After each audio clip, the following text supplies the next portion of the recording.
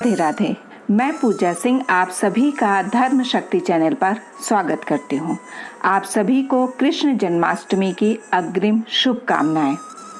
क्या आप जानते हैं कि जब जब भाद्रपद मास की अष्टमी और रोहिणी नक्षत्र एक साथ आते हैं तब धरती पर दिव्यता की वर्षा होने लगती है।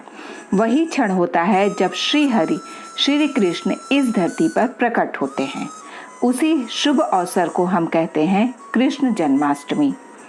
हर वर्ष की तरह इस बार भी जन्माष्टमी को लेकर लोगों में उत्साह है, परंतु इस बार एक विशेष संयोग बन रहा है। तिथि 2 दिन की है और इसी कारण 2 दिन जन्माष्टमी मनाई जाएगी। ऐसे में कई लोगों के मन में यह प्रश्न उठता है कि सही दिन कौन सा है, कब रखें व्रत, किस दिन मनाएं दही हांडी।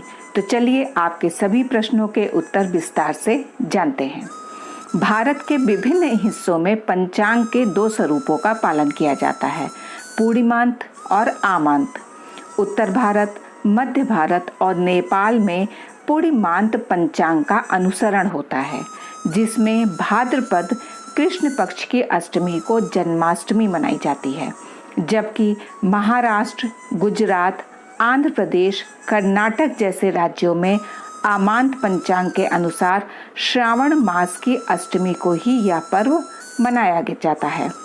इस बार अष्टमी तिथि प्रारंभ हो रही है 15 अगस्त दिन शुक्रवार की रात्रि में 11:50 से और समाप्त होगी 16 अगस्त दिन शनिवार की रात्रि में 9:34 पर। इसी दिन रोहिणी नक्षत्र भी आरंभ होगा सुबह 6:07 पर और यही वह विशेष संयोग है जिसमें भगवान श्री कृष्ण का जन्म हुआ था। अष्टमी तिथि, रोहिणी नक्षत्र और निशीथ काल तीनों एक साथ। शास्त्रों के अनुसार श्री कृष्ण का जन्म निशीथ काल में हुआ था, यानी कि मध्य रात्रि के समय। इस बार निशीथ काल का शुभ मुहूर्त है रात्रि के 12:04 से लेकर 12:47 तक। तो जो भी भक्त इस समय पूजा अर्चना करते हैं उनके जीवन में श्री कृष्ण स्वयं कृपा वर्षा करते हैं। अब प्रश्न आता है कि किस दिन जन्माष्टमी मनाएं। यदि आप 15 अगस्त को जन्माष्टमी मनाते हैं तो 16 अगस्त को दही हांडी मनाई जाएगी और यदि आप 16 अगस्त को जन्माष्टमी का व्रत रखते हैं तो 17 अगस्त को दही हांडी का उत्सव मनाना चाहिए। चंद्रोदय का समय भी ध्यान देने योग्य है। 15 अगस्त को चंद्रमा उदय होगा रात्रि के 11:03 पर और 16 अगस्त को रात्रि के 11:51 पर।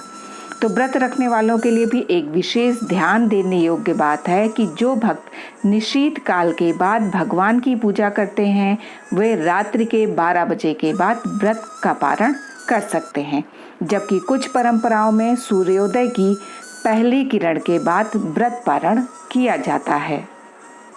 ध्यान रखें कि जब तिथियों में दुविधा हो और सामाजिक परंपराएं भिन्न हो तो अपने कुल, परिवार या क्षेत्रीय परंपराओं का पालन करना ही श्रेष्ठ होता है। श्री कृष्ण भावना है, नियम नहीं। वह भाव में बसते हैं, समय में नहीं। तो इस बार आप किस दिन श्री कृष्ण जन्माष्टमी मना रहे हैं नीचे कमेंट करके जरूर बताइएगा और इस दिव्य जानकारी को अधिक से अधिक भक्तों तक पहुंचाइएगा। अगर यह वीडियो आपको उपयोगी लगी तो इसे लाइक करें, कमेंट में जय श्री कृष्ण अवश्य लिखें। प्रेम से बोलिए जय श्री कृष्ण। राधे राधे।